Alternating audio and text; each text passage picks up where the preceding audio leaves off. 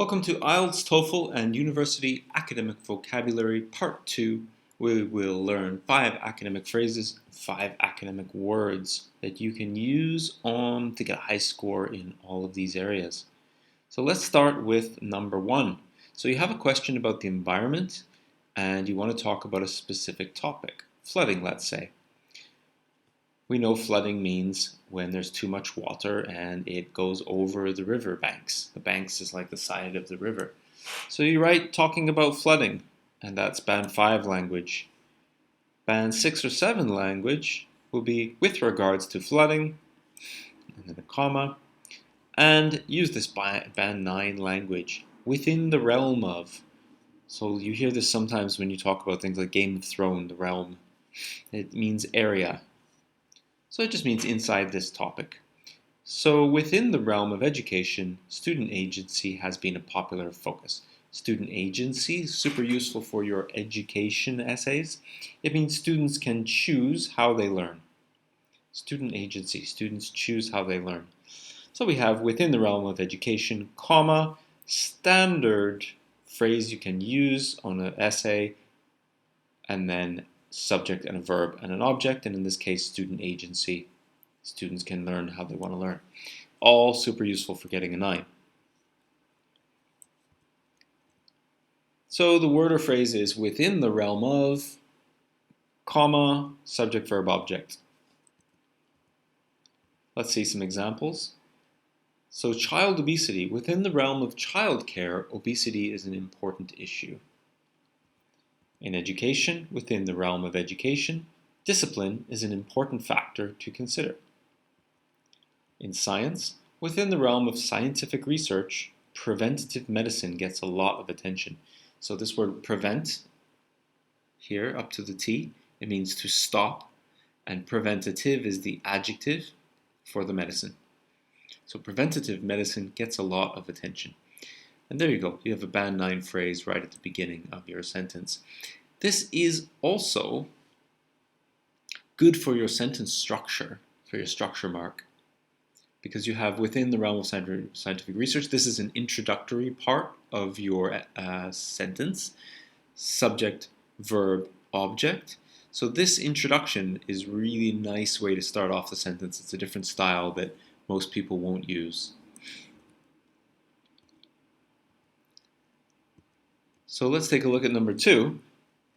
Excuse me. You want to focus on a subject.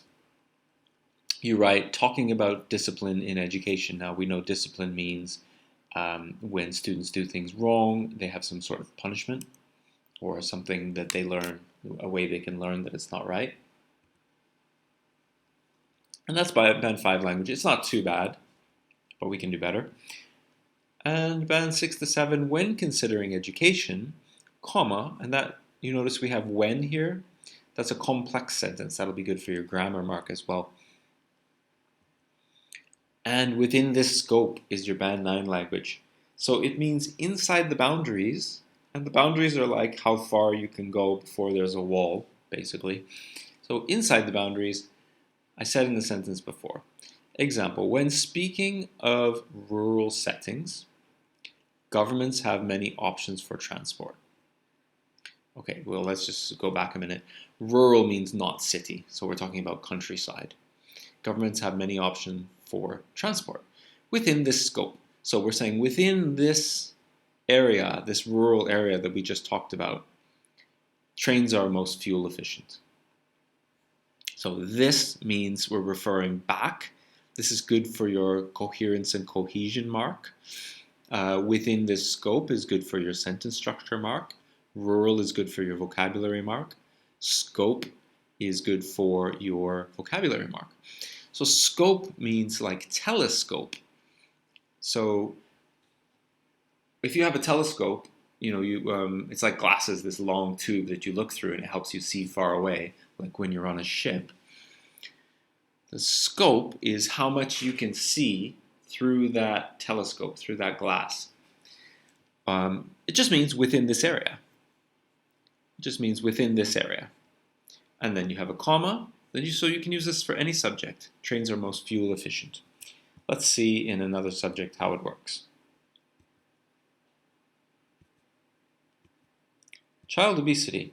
Childhood obesity can be curtailed through parental monitoring, and within this scope, it is important to educate the parents.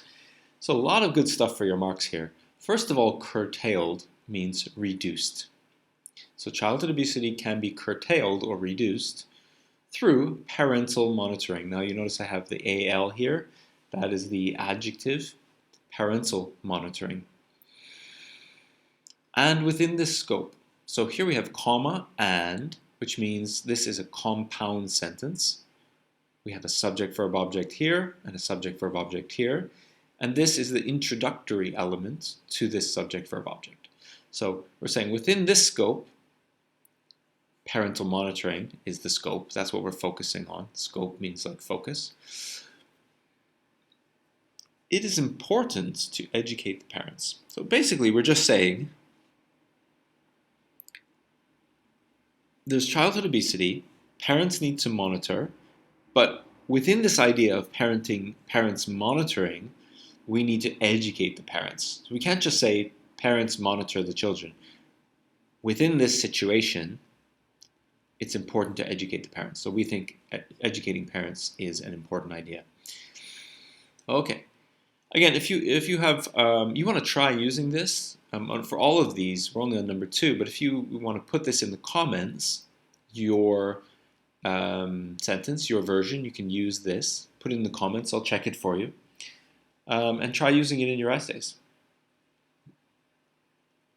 So, in education, disciplining a child can have negative consequences.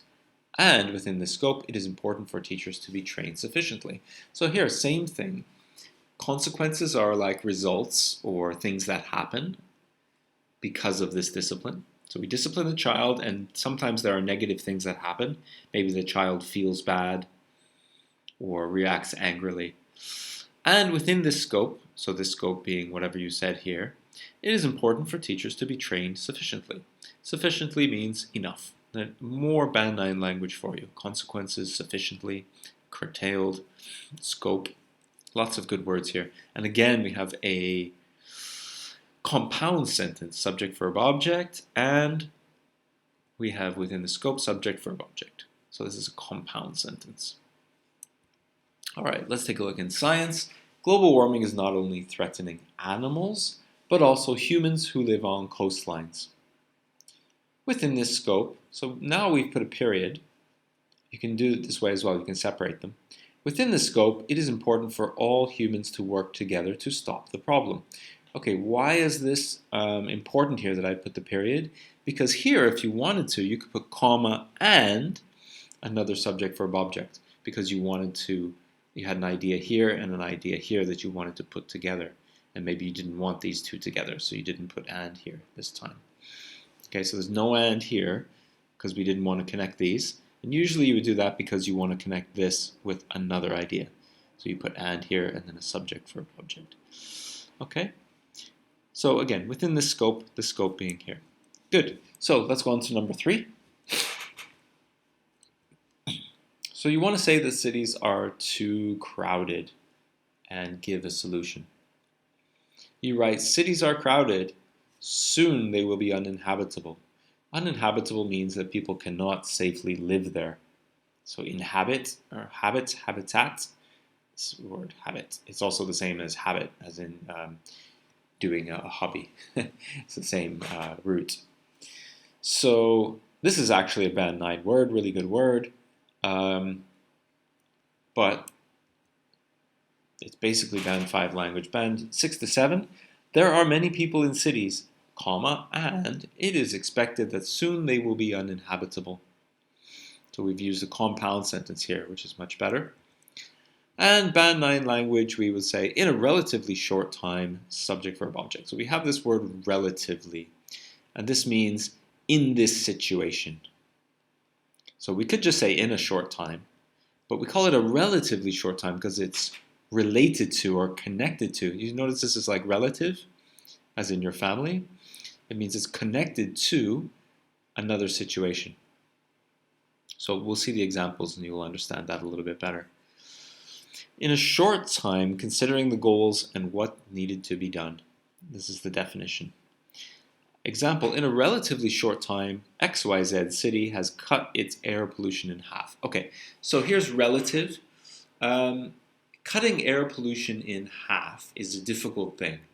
And let's say it normally takes 2 or 3 years, and this city has done it in a year or a year and a half. That's a relatively short time. So it's related to what the normal time is to do that. Okay, so let's see here. Cities are crowded. In a relatively short time, they will be uninhabitable. So it could be 5, 10 years, but that's a relatively short time because it's a lot of issues to deal with if this is true, if they're uninhabitable. Okay, let's move on and take a look at some examples. Childhood obesity. In a relatively short time, the rates of childhood obesity have gone up from 20 to 30%. In education, in a relatively short time, we have seen that encouragement increases grades. So maybe they're testing students out. And in science, in a relatively short time, it will be possible to use robotic limbs. And so on. So here's our phrase. Put it back here for you. See if you can use this in your essay. Put it in the comments as well. Okay, you should by now understand what it means. All right, let's talk about health for our number 4 phrase. Lots of good Band 9 language we're learning today. You write, many people are not eating healthily. That's Band 5, Band 6 to 7. An increasing number of people are eating poorly. A lot of people write more and more. More and more is a really like a Band 4 language. An increasing number of is much better. So try this one, a substantial number of. So substantial just means a big number or a lot in this situation. So it's enough to cause concern. Concern means we say, oh no, that's a problem. So for example, a substantial number of people have become sedentary and do not eat a sufficient amount of vitamins and nutrients. So a substantial number of people have become sedentary. Sedentary means they don't exercise and do not eat a sufficient amount of vitamins and nutrients. Okay, good. There's your phrase. See if you can use it in a sentence. Pop it in the comments. And here we have examples. A substantial number of children are incapable of participating in physical education classes due to obesity. Incapable means they cannot. In education, a substantial number of children are spending all of their time at school on their mobile phones. In science, a substantial number of countries are at risk of flooding. And so on. So there's your phrase, substantial number or amount. You could also use amount. So number 5, our last phrase, and we'll see what kind of vocabulary we have here for you to learn. Let's talk about technology.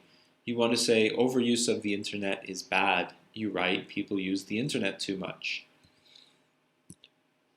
And 6 to 7, people overuse the internet and this is detrimental to one's health. This means someone who's doing that. Detrimental means bad for you. And here's the Band 9. It is not specifically something, but something else. So this is a more advanced construction. So it means 2 things that shouldn't be. So it's not specifically this, but it's this. It is not only the government that should take responsibility, but citizens too. It's not exactly 2 things that shouldn't be. It's not specifically this, but also this. It's 2 things are happening. I put shouldn't be because you can use it in a negative sense.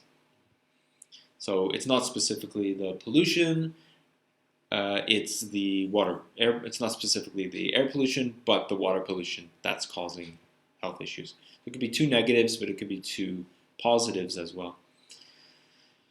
It's not specifically the internet that causes the problem, but people's addiction to attention. So it's not specifically, it's almost like saying it's not just. And there's your phrase. Let's see some examples and then you can put some in the comments.